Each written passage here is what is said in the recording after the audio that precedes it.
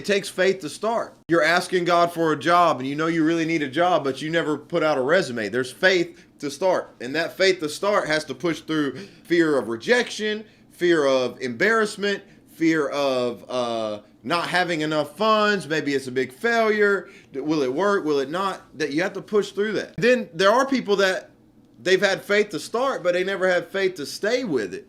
They didn't finish because they gave up early. It wasn't going the way they thought it should go. They got real excited at the beginning, then they got bored with it, and then they have a podcast. First week they start an episode, the next week they do another one. The week after, that one has like half the views as the first one. So then they take like a 2-month break, and they try to come back and do a third one. And then before long, it's 6 months later, and they say, I'm relaunching my podcast. I'm relaunching this, and they never stick with it. There's something with sticking with something.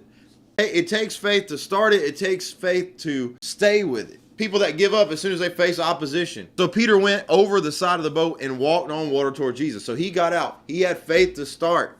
He's literally, it says he jumped over the boat and he walked on water. But when he saw the strong wind and the waves, he was terrified and began to sink. And he had faith to start, but he didn't have faith to stay with it. The circumstances weren't lining up. This is impossible. He started losing faith. He started losing heart.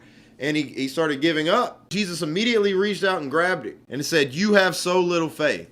Jesus said, "Why did you doubt me?" Peter had major faith to get out of the boat. And if I was Peter, I'd be like, little faith, I was walking on water. You know, those other dudes, they're sitting in the boat. Like, they didn't even try. I at least got out of the boat and walked on water a little bit. You said I have little faith. He had little faith in the endurance of his faith. He didn't have faith to stay with it. He looked at the circumstances and he started giving up.